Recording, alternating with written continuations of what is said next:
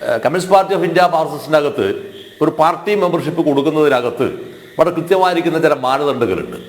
ഒരു candidate membership ഒരാൾക്ക് കിട്ടിക്കഴിഞ്ഞു, ദീർഘകാലം അതിനകത്ത് പ്രവർത്തിച്ചു, അയാളുടെ സത്യസന്ധതയും അയാളുടെ ധർമ്മബോധവും അയാളുടെ നീതിബോധവും പാർട്ടിയോടുള്ള അയാളുടെ യുക്തിഭദ്രമായ കൂറും വളരെ കൃത്യമായി പാർട്ടിക്ക് ബോധ്യപ്പെട്ടതിന് ശേഷമാണ് അയാൾ കാൻഡിഡേറ്റ് മെമ്പർഷിപ്പിൽ നിന്ന് മെമ്പർഷിപ്പിലേക്ക് പോലും വരുന്നത്. അപ്പോൾ ഈ ഒരു കാലയളവെന്ന് പറയുമ്പോഴത്തേക്കും അയാൾ വളരെ കൂടി കൃത്യമായി റിഫൈൻഡ് ചെയ്യപ്പെടുന്ന ഒരാളായി മാറുകയാണ് ചെയ്തത്. പക്ഷെ നോക്കൂ, നിങ്ങൾ ഇപ്പോൾ ഈ മെമ്പർഷിപ്പിലേക്ക് വന്നത് മുഴുവൻ നേരം എന്താന്ന് പറഞ്ഞാൽ വ്യക്തിപരമായ കാര്യലാഭത്തിന് വേണ്ടി മാത്രമാണ് ഇതിനകത്തേക്ക് വന്നിരിക്കുന്ന ആളുകളുടെ മഹാഭൂരിപക്ഷം പേരും.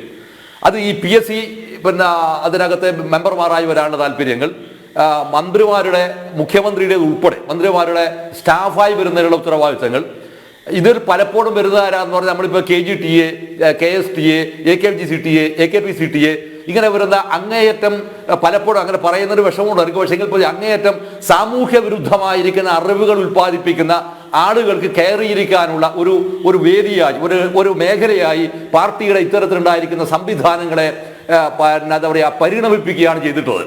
ഈ കേരളത്തിൽ വന്നിരിക്കുന്ന ഇയാൾ കേരളത്തിലെ മുഖ്യമന്ത്രിയായതിൽ പിന്നീട് ഇയാൾ പാർട്ടി സെക്രട്ടറി ആയതിൽ പിന്നീടും മുഖ്യമന്ത്രിയായ ചേട്ടമുണ്ടാകുന്ന കാലയളവിൽ വന്നിരിക്കുന്ന ഏറ്റവും മൗലികമായിരിക്കുന്ന ഒരു വിഷയം ആളുകളെ മോഷ്ടിക്കാൻ പ്രേരിപ്പിക്കുകയും അല്ലെങ്കിൽ കളവ് ചെയ്യാൻ പ്രേരിപ്പിച്ച് അല്ലെങ്കിൽ കളവിന് കൂട്ടുനിന്ന് കൊടുത്ത് എന്ത് ചെയ്യാം, അവന്റെ വായ അടപ്പിക്കുക എന്നുള്ളതാണ്.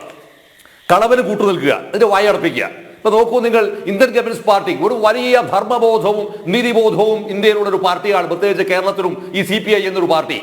ആ പാർട്ടിക്ക് അതിന്റെ രാഷ്ട്രീയ നിലപാടുകളിൽ ഘടനാപരമായ മാറ്റങ്ങൾ, സൈദ്ധാന്തികമായ മാറ്റങ്ങൾ വരുത്തേണ്ടതുണ്ട് എന്നുള്ള ഗൗരവമേറിയിക്കുന്ന അഭിപ്രായങ്ങൾ ആ പാർട്ടിക്കകത്ത് ഉണ്ടായിട്ട് പോലും അത്തരമൊരു അഭിപ്രായ നിലപാട് തുറന്നു പറഞ്ഞ് പുറത്തു വരാനുള്ള ഒരു ശേഷി അതിന് നഷ്ടമാകുന്നത് കേവലമായിരിക്കുന്ന ധാർമ്മിക വിഷയത്തിന്റെ മേലെ മാത്രമല്ല, അത് മറിച്ച് അതിനകത്ത് വിട്ടിരിക്കുന്ന ഒട്ടനവധി കുരുക്കുകൾ ഉണ്ടാക്കുന്നതിൽ CPMന്റെ അന്നത്തെ പാർട്ടി സെക്രട്ടറി ഇപ്പോഴത്തെ മുഖ്യമന്ത്രി അതിഗംഭീരമായി വിജയിച്ചിട്ടുണ്ടായിരുന്നു എന്നത് ഇത് തിരുവനന്തപുരത്തും കേരളത്തിലെ മുഴുവൻ ആൾക്കും ഏതാണ്ട് അറിയുന്നതാണ്. അതുകൊണ്ട് തന്നെ CPI എന്ന് പറയുന്ന ഒരു പാർട്ടിയെ അക്ഷരാർത്ഥത്തിൽ ബന്ദിയാക്കി വെക്കുന്നതിൽ വളരെ സമർത്ഥമായി വിജയിച്ചിട്ടുള്ള കേരളം കണ്ടിരിക്കുന്ന ഏറ്റവും നീചനായ ഒരു രാഷ്ട്രീയ നേതാവും കൂടി, നേതാവെന്ന് പറഞ്ഞുകൂടാ, ഒരു പാർട്ടിയുടെ നേതാവും കൂടിയാണ് വാസ്തവത്തിൽ ഈ കേരളത്തിലെ മുഖ്യമന്ത്രി എന്ന് പറയാതെ വയ്യ. ഇതുകൊണ്ട് തന്നെയാണ് ഈ ആളുകളെ മുഴുവൻ തന്നെ കളവ് നടത്താൻ പ്രേരിപ്പിക്കുക, കള്ളത്തരം ചെയ്യാൻ പ്രേരിപ്പിക്കുക, പറയാൻ പ്രേരിപ്പിക്കുക. നോക്കൂ നിങ്ങൾ, ഈ കേരളത്തിനകത്തെ അയാൾ പാർട്ടി സെക്രട്ടറി ആയതിൽ പിന്നെ പറയുന്ന കളവിന്റെ ഘോഷയാത്രകൾ നിങ്ങൾ മനസ്സിലാക്കേണ്ട ഒരു വിഷയം എന്താണെന്ന് വെച്ചാൽ, നമ്മൾ മനസ്സിലാക്കേണ്ടത് ഇയാൾ പറഞ്ഞ ഭാഷയിലല്ല ഞാൻ പറഞ്ഞത്, നമ്മളത് ഒരു പൊതുവെ ഉൾക്കൊള്ളേണ്ട ഒരു കാര്യം എന്താണെന്ന് പറഞ്ഞാൽ, communist party of India Marxist പോലൊരു വലിയ പാർട്ടിയുടെ ബഹുജനാടിത്തറയുള്ള വലിയ അംഗീകാരമുള്ള ഒരു പാർട്ടിയുടെ പാർട്ടി സെക്രട്ടറി എന്ന് പറഞ്ഞാൽ അത് അയാൾ വാസ്തവത്തിൽ കേരളത്തിലെ 3.25 കോടി മനുഷ്യരുടെ 3.25 കോടി മനുഷ്യരുടെയും ഉള്ളിനകത്ത് ബഹുമാനം ചോദിച്ചു വാങ്ങുന്നതല്ല, കൊടുക്കാൻ മാത്രം വാങ്ങിയെടുക്കാൻ മാത്രം അർഹതയുള്ള ഒരാളാണ്. പക്ഷേ ഇയാൾ ഈ കേരളത്തിലെ പാർട്ടി സെക്രട്ടറി ശേഷം ചെയ്തു വെച്ചിരിക്കുന്ന കെടുതികൾ എന്താണ്?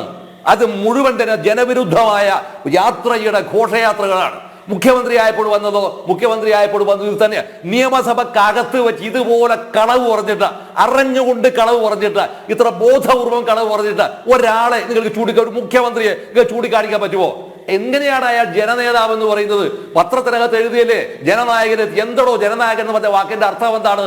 ഞാൻ പലപ്പോഴും കമ്മ്യൂണിസ്റ്റ് പാർട്ടിയുടെ ഭാഷയിൽ നേതാവ് എന്ന് പറഞ്ഞാൽ ആധിപത്യമായിട്ട് ഒരൊറ്റ അർത്ഥം മാത്രമേ ഉള്ളൂ. The leader of the masses ആണ്, ലീഡർ ഓഫ് ദ പാർട്ടി അല്ല, the leader of the masses. എന്നാണ് ഇയാൾ ലീഡർ ഓഫ് ദ മാസസ് ആയിട്ടുള്ളത് കേരളത്തിനകത്ത്? നിങ്ങൾക്കറിയാമോ? നിങ്ങൾക്ക് അറിയില്ലെങ്കിൽ ഞാൻ പറഞ്ഞുതരാം. അയാൾ കേരളത്തിൽ പങ്കെടുത്തിരിക്കുന്ന ഏക സമരം ഏതാണെന്ന് അറിയാമോ?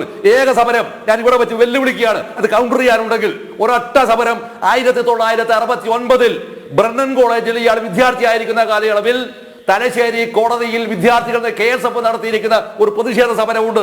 ആ പ്രതിഷേധ സമരത്തിലാണ് ഇയാൾ പങ്കെടുത്തത്. ഒരൊറ്റ സമരം 69-70 കാലയളവിൽ. ആ കാലയളവിൽ ബ്രണ്ണൻ കോളേജിൽ പങ്കെടുത്തിരിക്കുന്ന മുഴുവൻ പേർക്കും തല്ലുകൊണ്ട് ഓടി രക്ഷപ്പെട്ടിരിക്കുന്ന ആളും കൂടിയാണ് ഇയാൾ. അന്ന് ഏറ്റവും മാരകമായി അടികൊണ്ടിരിക്കുന്ന ഒരാളാണ്. പിന്നീട് കേരളത്തിലെ മനുഷ്യാവകാശ കമ്മീഷന്റെ ചെയർമാനും കൂടിയായിരുന്ന അഡ്വക്കേറ്റ് കെ ഇ ഗംഗാധരൻ വക്കീൽ. അതോടൊപ്പം തന്നെ ഒരു PV രാമചന്ദ്രൻ. ഇങ്ങനെ വരുന്ന ഒരു ഒട്ടനവധി ആൾ കൊണ്ടപ്പോൾ ഈ ചങ്ങായി ഓടി രക്ഷപ്പെട്ടാണ് ചെയ്തത്. ആ ഒരൊറ്റ സമരമാണ്. ഏത് സമരമുഖമാണ് ഇയാൾ ഓപ്പൺ ചെയ്തിട്ടുള്ളത്? ഏത് സമരമുഖത്തിലാണ് ഇയാൾ പങ്കാളിയായിട്ടുള്ളത്? പൊതുജനത്തിന്റെ പൊതു താല്പര്യത്തിന് വിരുദ്ധമായി, മനുഷ്യരുടെ സാമൂഹ്യ ബോധത്തിന് വിരുദ്ധമായി എന്നും സഞ്ചരിക്കുകയും തന്റെ അധമബോധവും വൃത്തികേടുകളും മുഴുവൻ ഇതിനകത്ത് അടിച്ചേൽപ്പിക്കുകയും ചെയ്യാൻ ഈ അടിച്ചേൽപ്പിക്കുന്നതിന്റെ ഭാഗമായിട്ടാണ് PSC അകത്തുള്ള ഒരു കോട്ടൂടിയിലെ പ്രബോധനന്റെ പേരിലാണല്ലോ ഇപ്പൊ ഈ ഒരു ആരോപണ വിധേയം വന്നിട്ടുള്ളത്. ഇപ്പോ പത്രങ്ങളിലൂടെ വരുന്ന വാർത്തയാണ് ഞാൻ പറഞ്ഞത്. അദ്ദേഹത്തിന് ആരെല്ലാമായിട്ടാണ് ബന്ധം കോഴിക്കോടുള്ളവർക്ക് മുഴുവൻ അറിയാമല്ലോ, മുഴുവൻ ആളുകൾക്കും അറിയാമല്ലോ. പിന്നെ ഇപ്പൊ വന്നിരിക്കുന്ന തർക്കം എവിടെയാണ്? വാങ്ങൽ കൊടുക്കൽ സംഭവത്തിന്റെ അകത്തുണ്ടായിരിക്കുന്ന ചില തർക്കങ്ങളുടെ മേലെയാണ്, ഇടപാടുകളുടെ മേലെയാണ് അതുപോലെ പുറത്തു വരുന്നത്. ഇത്തരത്തിലൊരു അവസ്ഥയിലേക്ക് നിങ്ങൾ കൊണ്ടുപോകുമ്പോൾ കേന്ദ്ര ഗവൺമെന്റിന്റെ നീറ്റ് പരീക്ഷ പാസ്സായോ പൊളിഞ്ഞു പോകുന്നതിനേക്കാളൊക്കെ പ്രധാനം എന്താ അറിയോ? അത് സെന്ററിൽ ഈ സംസ്ഥാനത്ത് പരീക്ഷ അക്ഷരം എഴുതാൻ അറിയാത്തവർ PSC റാങ്ക് വാങ്ങിയിരിക്കുന്ന ചിത്രമുണ്ടായില്ല. ആരെ പേരിൽ നടപടിയെടുത്തു? ഈ കേരളത്തിൽ എത്ര വിദ്യാർത്ഥികളെയാണ് പൊട്ടന്മാരാക്കി വെച്ചത്? എത്ര ആളുകൾ പൊട്ടന്മാരാക്കി വെച്ചു? ഇതിനെ ന്യായീകരിക്കാൻ നമ്മൾ വരിക എന്ന് പറഞ്ഞ അർത്ഥം എന്താണെന്നറിയോ? ഇതിനെ നാശത്തിൽ നിന്ന് അതിനേക്കാൾ വലിയ മഹാപാതകത്തിലേക്ക് ചെല്ലുന്നതിന്റെ അച്ചാരം വാങ്ങിയിട്ടാണ് ചർച്ചയിൽ പങ്കെടുക്കുന്നത് എന്നാണ് അതിന് പ്രാഥമികമായിരിക്കുന്ന അർത്ഥം.